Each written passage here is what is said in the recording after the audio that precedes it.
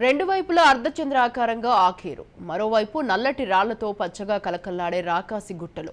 ప్రకృతి ఆహ్లాదానికి అందానికి ప్రతిరూపంగా చెప్పుకునే గిరిజన పల్లె అది. గ్రామంలో 49 ఇళ్లు, 76 కుటుంబాలు జీవిస్తున్నాయి. మిర్చి, పత్తి, వరి పొలాలతో కలకల్లాడే ఆ గ్రామంపై ప్రకృతి తన ప్రకోపాన్ని చూపించింది. చిన్నవే అయినా చక్కగా ఉండే ఆ ఇండ్లు, సిమెంట్ రోడ్లు ఏ ఇంటి ముందుకెళ్ళినా కాసేపు కూర్చుంటే బాగుండు అనిపించే ఆ శుభ్రతను ప్రకృతి తుడిచిపెట్టేసింది.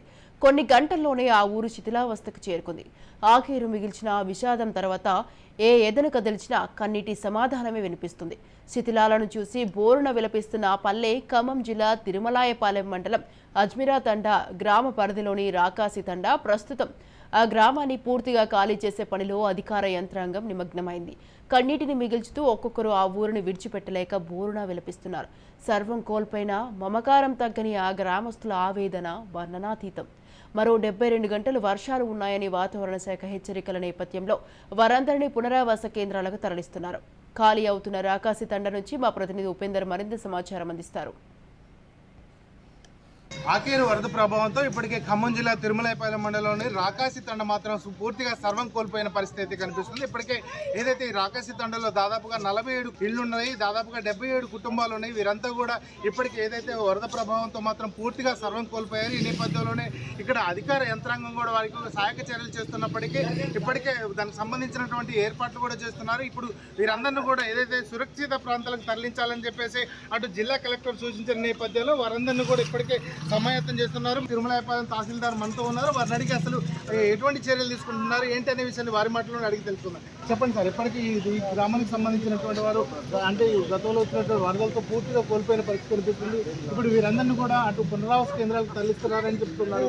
ఎటువంటి చర్యలు తీసుకుంటున్నారు? ఇటీవల కూర్చున్న హెవీ రైన్స్ వల్ల మన దగ్గరే కాకుండా వరంగల్ ఆ ప్రాంతంలో పడిన వరదల వల్ల ఈ పక్కన ఉన్న మండలాల వల్ల వచ్చిన వరదల వల్ల పూర్తిగా డ్యామేజ్ అయిందండి రాకాసి తండ. ఈ రాకాసి తండకి మళ్ళీ వరదలు వచ్చే అవకాశం, వరదలు రాకపోయినా ముందు హెవీ రైన్స్ ఉన్నాయి.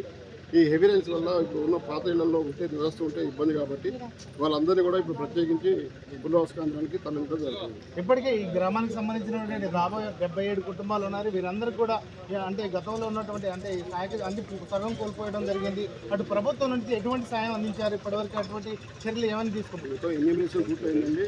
ఎన్యూమరేషన్ కూడా కలెక్టర్ గారు ఇప్పుడు ఫైనల్గా ఇప్పుడు ఒక గంటలో మొత్తం అన్ని సబ్మిట్ చేస్తాము. దాన్ని బట్టి ప్రభుత్వ ఆదేశాల ప్రకారం ఇంటి డ్యామేజ్కి, ఫుల్లీకి, పార్ట్లీకి సపరేట్గా ఇస్తారు. అలాగే కచ్చా పక్కా వస్తుంది. అదేవిధంగా ఎవరైనా యానిమల్ లాస్ అయినప్పటికీ గేదెలు కానీ, మేకలు కానీ, ఈవెన్ కోళ్ళు కూడా ఏమైనా డ్యామేజ్ అయినా కూడా వాటన్నిటి కూడా ప్రభుత్వ ప్రకారంగా పరిహారం ఉంటుందండి. అదేవిధంగా పంటలు అంటే ఇప్పుడు అన్ని చోట్ల ఎక్కువ జరిగింది కాబట్టి ఇప్పుడు ఎన్యూమరేషన్ అగ్రికల్చర్ డిపార్ట్మెంట్ కూడా చేస్తుంది. కాకపోతే మనకి దగ్గర సుమారు అంచనా ప్రకారం 600 ఎకరాల వరకు ఇసుక మేతలు కూడా వేసినాయి కొత్తగా రైతులకి పంట నష్టంతో పాటు.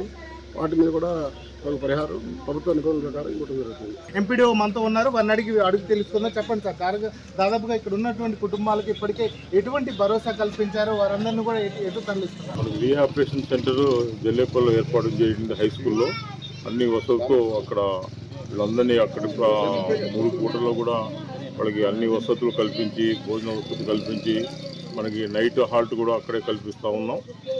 ఇక గ్రామంలోకి వచ్చి ఈ మన రాకాసి తండ చాలా బీభత్సం అయిపోయిన గ్రామ పరిస్థితి. ఆ రోజు అన్ని 6 డేస్లో మనం ఒక పూర్తి స్థాయిలో శానిటేషన్ని మనం మెరుగుపరిచి పబ్లిక్కి ఇప్పుడు జనజీవనంలోకి వచ్చేటట్టు ఏర్పాటు చేసుకున్నాం. అని వీళ్ళకి అన్ని విధాలుగా డ్రింకింగ్ వాటర్ సప్లై చేయటం, తర్వాత ఎలక్ట్రిఫికేషన్ కూడా 2 డేస్ బ్యాక్ కూడా ఏర్పాటు చేయడం జరిగింది. వీళ్ళు అన్ని విధాలుగా దగ్గరుండి మేము ఇక్కడ అన్ని సౌకర్యాలు, హెల్త్ క్యాంపులు ఏర్పాటు చేసుకొని ఎవరికి ఎటువంటి ఆపదలు రాకుండా దగ్గరుండి అధికారులందరూ కూడా వీళ్ళని జాగ్రత్తగా చూసుకుంటా ఉన్నాం. ఇప్పటి వరకు ప్రత్యేకంగా జిల్లాకు సంబంధించినటువంటి పోల్చుకుంటే ఇప్పుడు రాకాసి తండ పూర్తిగా సర్వం కోల్పోయిన పరిస్థితి ఉంది. ఈ నేపథ్యంలో ఇక్కడ ఉన్న వారికి అంటే ప్రజలను కూడా తరలిస్తున్నారు. వారు మీకు ఏ విధంగా సహకరిస్తున్నారు? ప్రజలు సహకరిస్తున్నారు సార్. వీళ్ళకి అన్ని విధాలా మనం రీహాబిలిటేషన్ సెంటర్ ద్వారానే వీళ్ళు ఎక్కువ ఉండగలుగుతున్నారు.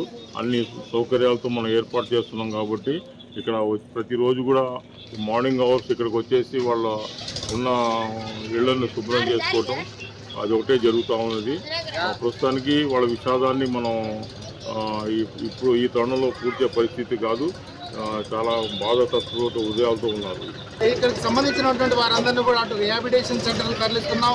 వారంతా కూడా మాకు సహకరిస్తున్నారు. ప్రభుత్వం నుంచి రావాల్సినటువంటి ఏదైతే వారికి ఎక్స్గ్రేషన్ కానీ తదితర కావాలి ఏదైతే ఉంటాయో ఎన్ని కూడా ప్రత్యేకంగా అందించడం కోసం అయితే మేము ఎంతో కృషి చేస్తున్నాం అని చెప్పేసి అయితే అధికారులు చెప్తున్నారు. ఇక్కడ శానిటేషన్కి సంబంధించి ప్రత్యేకంగా చర్యలు తీసుకుంటూ ఇక్కడ ఎటువంటి ఏదైతే హెల్త్ క్యాంపులు కావచ్చు, అదేవిధంగా వారికి సంబంధించినటువంటి రిహాబిలిటేషన్ సెంటర్లో కూడా ప్రత్యేక సౌకర్యాలు కూడా ఏర్పాటు చేస్తున్నాం అని చెప్పేసి చెప్తున్నారు.